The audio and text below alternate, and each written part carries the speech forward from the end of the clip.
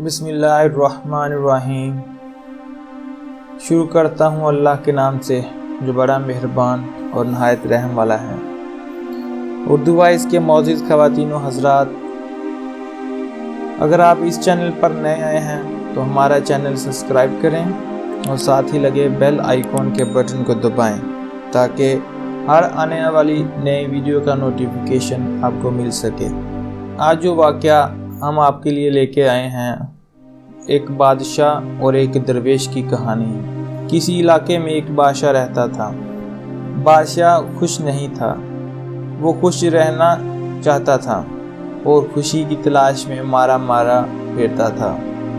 اس نے خوشی کے ماہرین کی مدد بھی لی اور سیانوں، دانشوروں اور سمجھداروں کی پٹلیوں میں بھی جھانکا، مگر خوشی کا فارمولہ ہاتھ نہ آیا۔ وہ ایک پہاڑ پر چڑھ گیا۔ پہاڑ پر ایک درویش رہتا تھا۔ درویش کے دو مشاغل تھے، صبح صادق کے وقت مشرق کی طرف منہ کر کے بیٹھ جانا اور سورج کو آہستہ آہستہ افق پر ابھرتے ہوئے دیکھنا، اور اس کے بعد جنگل میں نکل جانا، سارا دن جنگل میں گزار دینا۔ بھوک لگتی تھی تو وہ درختوں سے پھل توڑ کر کھا لیتا، پیاس محسوس ہوتی تو وہ ندی، جھرنوں اور آبشاروں کا پانی پی لیتا۔ درویش کے پاس رہنے کے لیے ایک کٹیا تھی، وہ رات کٹیا میں آ جاتا تھا۔ درویش کے پاس سردیوں کے لیے 2 کمبل تھے، گرمیوں کے لیے کھلا آسمان، ٹھنڈی زمین تھی، اور کپڑے لتے کی ضرورت زائرین پوری کر دیتے تھے۔ درویش کے پاس اس کے علاوہ کچھ نہیں تھا، لیکن وہ اس کے باوجود خوش تھا۔ بادشاہ اس خوشی کی وجہ دریافت کرنے کے لیے درویش کے پاس پہنچ گیا۔ درویش نے سنا، کہکا لگایا اور بادشاہ سے کہا، بادشاہ سلامت، میں اس کا جواب آپ کو آپ کے دربار میں جا کر دوں گا۔ بادشاہ نے درویش کو گھوڑے پر بٹھایا اور دارالخلافہ لے آیا۔ بادشاہ نے درخواست کی، آپ اب کسی ضرورت مند کو بلائیں۔ بادشاہ نے عرضیوں کی ٹرے سے ایک خط نکالا اور وہ خط وزیر کے حوالے کیا اور ضرورت مند کو طلب کرنے کا حکم دے دیا۔ ضرورت مند کو دربار میں حاضر کر دیا۔ درویش نے بادشاہ کے کان میں سرگوشی کی، آپ حکم جاری کریں۔ اے ضرورت مند، تم جاؤ، میری سلطنت میں دوڑو، تم سورج غروب ہونے تک زمین پر جتنا بڑا دائرہ بنا لو گے وہ زمین تمہاری ہو جائے گی۔ بادشاہ نے ضرورت مند کو حکم دیا۔ حکم جاری ہونے کے بعد بادشاہ، درویش اور درباری محل کے سامنے کرسیاں بچھا کر بیٹھ گئے۔ ضرورت مند کو لکیر کھینچ کر ایک مقام پر کھڑا کر دیا گیا۔ بادشاہ کا رومال ہلایا اور ضرورت مند نے دوڑنا شروع کر دیا۔ ضرورت مند نے دوڑ کے آغاز میں وقت کو 2 حصوں میں تقسیم کر دیا، صبح سے ظہر تک اور ظہر سے مغرب تک۔ ضرورت مند کا خیال تھا کہ یوں وہ زمین کا بڑا ٹکڑا ہتھیا لے گا۔ ضرورت مند سر پٹک بھاگتا رہا۔ ظہر کے وقت اس نے 400 ایکڑ زمین گھیر لی۔ فارمولے کے مطابق ضرورت مند کو اب واپسی کا سفر شروع کرنا تھا، لیکن وہ لالچ کا شکار ہو گیا۔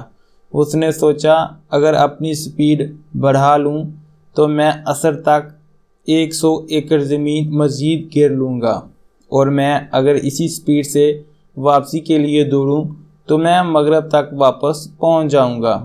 میں آپ کو جہاں انسان کی فطرت کی ایک کمزوری بتاتا چلوں۔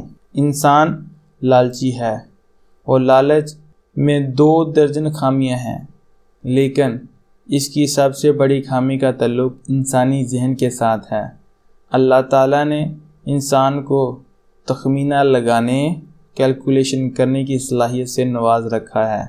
ہم جب بھی کوئی چیز دیکھتے ہیں، ہمارا دماغ فوراً اس کے موٹائی، وزن اور قیمت کا اندازہ لگاتا ہے، اور ہم اس کیلکولیشن کی بنیاد پر اگلے فیصلے کرتے ہیں۔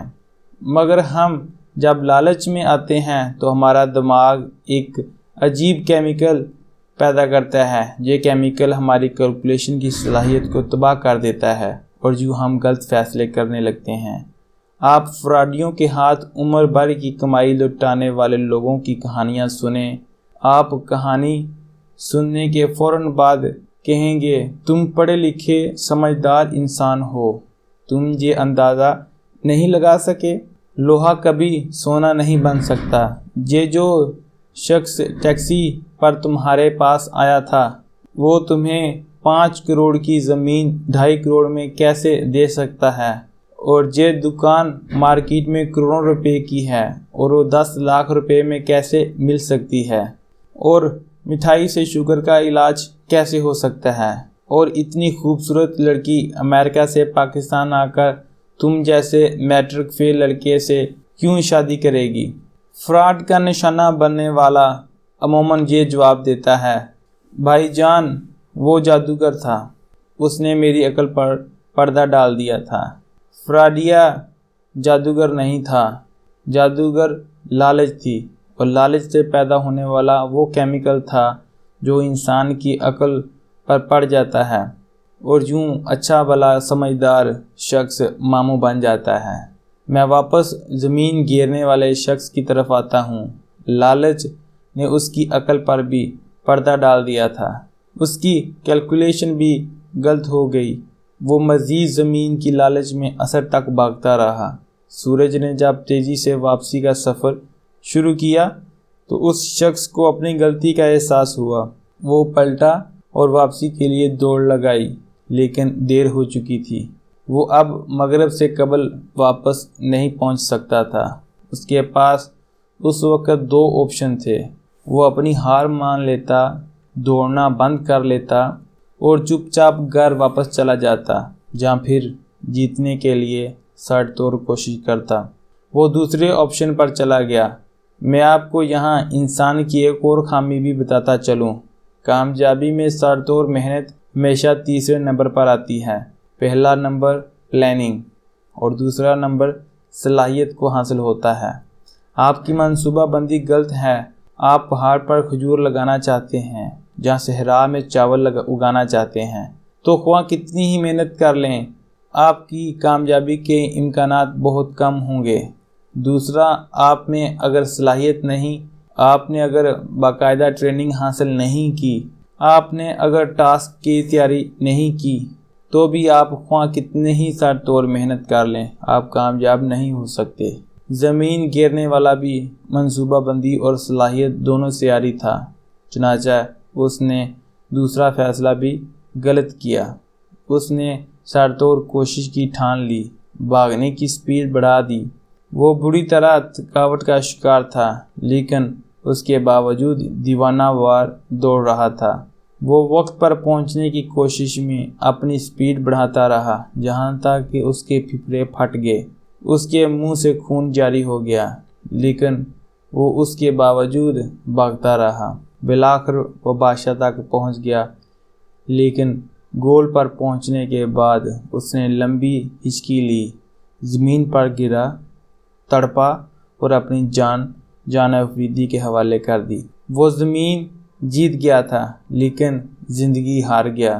درویش اپنی جگہ سے اٹھا، زمین پر گرے شخص کے قریب آیا، ہاتھ سے اس کی کھلی آنکھیں بند کیں، بادشاہ کو قریب بلایا، اسے بدنصیب شخص کی لاش دکھا کر بولا، بادشاہ سلامت۔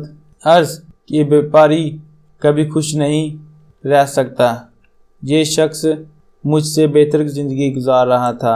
میرے پاس کپڑوں کا ایک جوڑا، لکڑی کے جوتے، 2 کمبل اور ایک پیالے کے سوا کچھ نہیں۔ میں شہر سے کوسوں میل دور پہاڑ پر رہتا ہوں، پھل کھاتا ہوں اور ندی کا پانی پیتا ہوں، لیکن خوش ہوں۔ کیوں؟ چونکہ میں لالچ نہیں کرتا۔ جب آپ میرے مقابلے میں اس شخص کے اثاثے دیکھیں، یہ شخص مجھ سے 1000 درجے بہتر ہوگا۔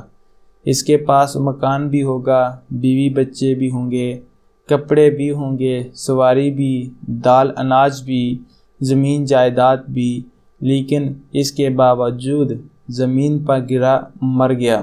کیونکہ یہ اپنے اندر کے لالچی انسان کو قابو نہ رکھ سکا۔ یہ دیوانہ وار خواہشوں کے پیچھے بھاگتا رہا۔ یہ کبھی کسی کو درخواست دیتا، کبھی آپ کو عرضی بھجواتا۔ قسمت اس پر مہربان ہوئی، اس کی لاٹری نکل آئی جب آپ نے اسے زمین گرنے کی اجازت دی۔ یہ بھاگا، لیکن اس کا لالچ بھی اس کے ساتھ ہی دوڑ پڑا۔